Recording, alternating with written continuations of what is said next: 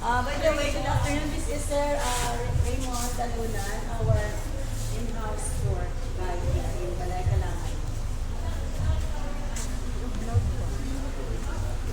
The house, house of sugar. Balay Calamay Museum. So, this is a museum about the sugar industry. So, by the way, this is our logo of the province of Negros Occidental. So, it represents how festivity Negros is. Negros Occidental is one of the provinces in the Philippines and one of the biggest islands in the Philippines, the entire island of Negros Island. So the two hands represents the sugar industry of Negros because that is our bloodline or our product here in the island of Negros, the sugar cane. The sun represents the sky over the island of Negros, and we need sun here in Negros because if we don't have the sun here, we cannot grow the sugarcane for the entire 9 months. Sugarcane grows for almost 9 months. The red represents the festivity, and the legs represents the Panahon volcano, one of the active volcanoes in the Philippines. And our slogan for now, from the sugar and more, it was converted into land of 65. Okay, shall we? The sugar industry of Negros was started in the 1850s when they started the sugar industry. It was started by the Englishman by the name of Nicholas Louis, who came from Plymouth. And when he arrived in the Philippines, he was stationed as the consul, a British vice consul in Iloilo, and that's how it started the sugar industry. So he helped to export the sugar of Negros to Europe, via Australia and also to the European countries. So the two photo over there on the wall, those are the steam locomotive of the La Carlota Milling Company, but sad to say that La Carlota, we don't use that anymore right now. And the one here, the blue one, the blue and the yellow, still functioning up to now and still works and still runs, and that is owned by the Hawaiian Philippines Milling Company. On the diorama, this represents how the life in the farm or how the work in the farm started. So, during the planting season, at around 4 o'clock in the morning, they call that the arima or the call of the workers in the farm. And that's the time that they will ring the bell to announce that the work in the farm will start. And after that, there is the panabit-abit or divination, meaning to pray to the soul, to the spirit of the soil or to the land in the island of Negros.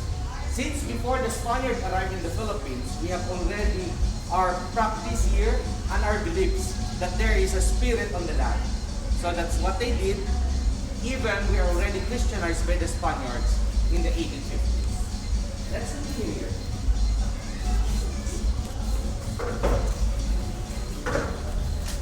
So this is a 1960 chest freezer of the International Harvester. But what's the significance of this freezer in the exhibit?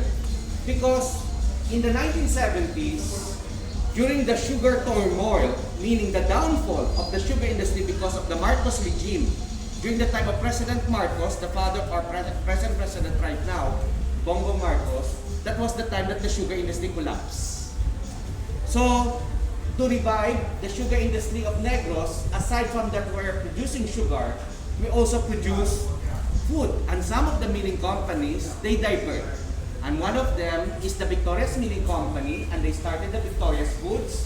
And the other one is by First Farmer, who also produce some of the preserved foods like hot dogs, sausage, and even dressed chicken.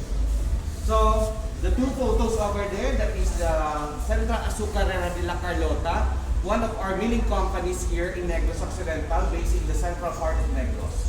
To be exact, we have 19 milling companies in the province of Negros Occidental since during the American period up to the present. The one that exists right now is almost 9, and those are the one in the north. There is the Victoria's Milling Company. There's Hawaiian Philippines Milling Company in Silay.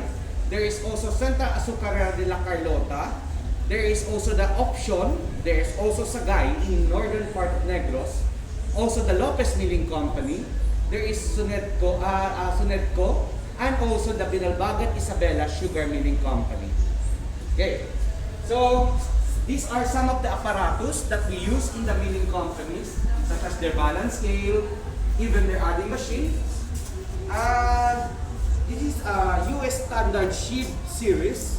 If you notice, they have different sizes on the sheaves, or the to filter, or either to check the granule of the soil, or even the sugar that they produce in the milling company.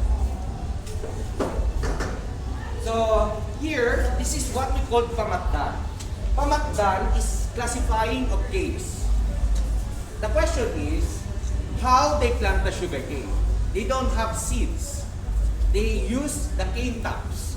So if this is the sugar cane, the one on the edge or on the upper part, they save that and they use that to plant the sugar cane. And we call that patdan, or the cane tops.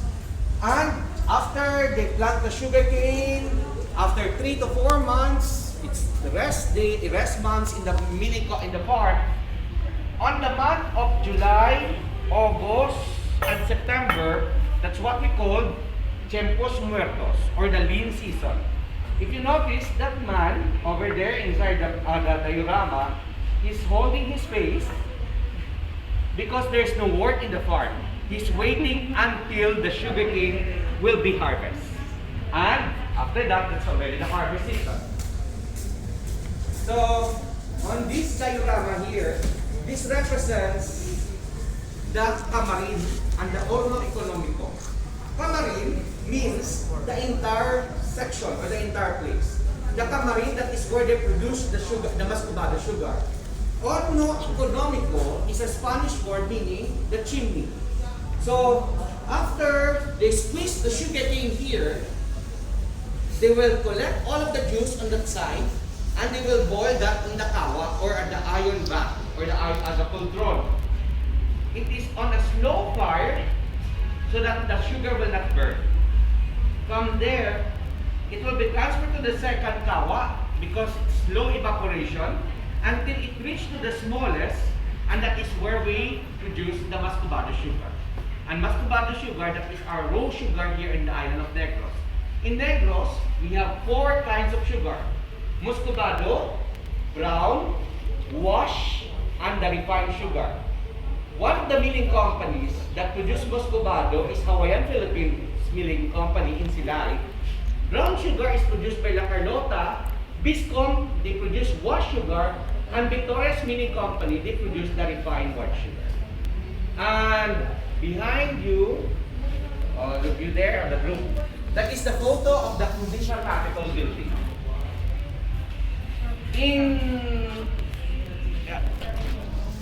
Between the American and the Spaniards, the contribution of the Spaniards to the Filipinos are the typical bahay na bato, the typical houses in the Philippines. That looks like the one with Silay and also the Balay di Tanadikan. That is the contribution of the Spaniards to the Filipinos. And churches as well. But when the American colonized Philippines, they introduced to us sanitation, and those are the hospitals. Government buildings. And one of the government buildings that was granted to the province of Negros Occidental is the provincial capitol building. It was cost for around 1.5 billion pesos, and this served as the office of the provincial government of Negros Occidental. And the architect during those times was Juan Arellano, a famous architect he studied in US and he practiced here in the Philippines. But prior to the Capitol building, the provincial governor of Negros Occidental used to hold office at the former Lusuriaga mansion, the one on the right side. The one in the center, that man, the photo of that man, and the one on the top, that is Jose Ruiz de Lusuriaga, the donor of that old Capitol, or later on became the old City Hall. And the one on the left, that is the interior of the governor's residence, or also known as the governor's mansion. On the bottom, on the right side, across the old City Hall or the old Capitol, that is the old Banco Nacional or the PNB or the Philippine National Bank, And one block away from the old capital is the Bacolod Public Plaza that was constructed in the year 1927. After their harvest, the sugarcane, what happened is the sugarcane will be sent to the milling companies. And if they already sent the sugar to the milling companies, they are paid in a term called instead of the check. Wait madula ko. Ano kanina na ba? Sa lokal? Kedan. Kedan is the term. Kedan is the one that we use, or the milling company will pay you. It's as good as cash, and that will be deserved as your payment in the milling companies after you send the sugarcane. And after that, if you have already changed the kedan into a money or a monetary paper, that's the time that you will give salaries to all of your workers in the farm. So here are some of the apparatus in the milling company, like this spectrophotometer to check the quality of sugar. And also the Motorola portable test set, that is their handset or the telephone way back. And these are some of the packaging of sugars here in Negros, like Sagay, Binalbagan Isabela Sugar Milling Company.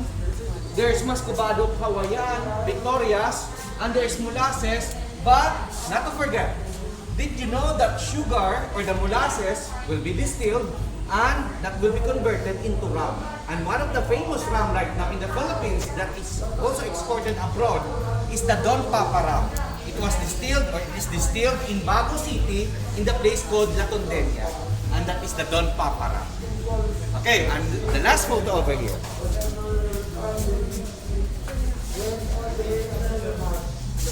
So, in the Lagoon Park, I think Sir RT mentioned this sculpture at the Lagoon Park. There's the lead in the Carabao that represents the homage to agriculture to Negros. And it was made by a famous Italian artist who was based here in the Philippines. And his name is Ricardo Francesco Monti, who is also the good friend of Juan Arellano, the architect of the Capitol building. And the lady beside the Carabao, the lady there, it was attributed to this beautiful lady here to my left, who won at the Miss Mindanao in the Manila Carnival and Exposition, and her name is Adelaida Masculero. And that's all about the Balay Calamay. Any questions before I turn you over to